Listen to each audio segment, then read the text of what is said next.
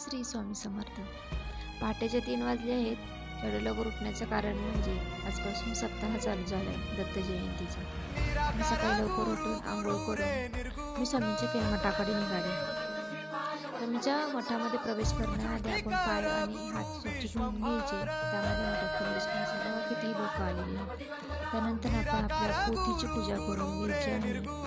अष्टगंध लावून फुल वाहून आपण पूजा करून घ्यायची. फुल ठेवून ती पूजा करायची. त्यानंतर आपण पोथी वाचण्यास सुरुवात करायची. बोला फक्त कारण ज्यांना माहित नाही त्यांना आवाज यायला पाहिजे. माहित हा संकल्प नमः श्री गुरुभ्यो नमः श्री गुरुदेवताय नमः पाद शिवलव श्री सरस्वती स्वामी महाराजाय नमः ओम नमो जीविना.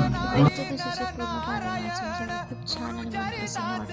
त्यानंतर संध्याकाळी 7:30ची आरती होती. त्या आरतीनंतर विष्णू सहस्त्रनामावली वाचायची असते.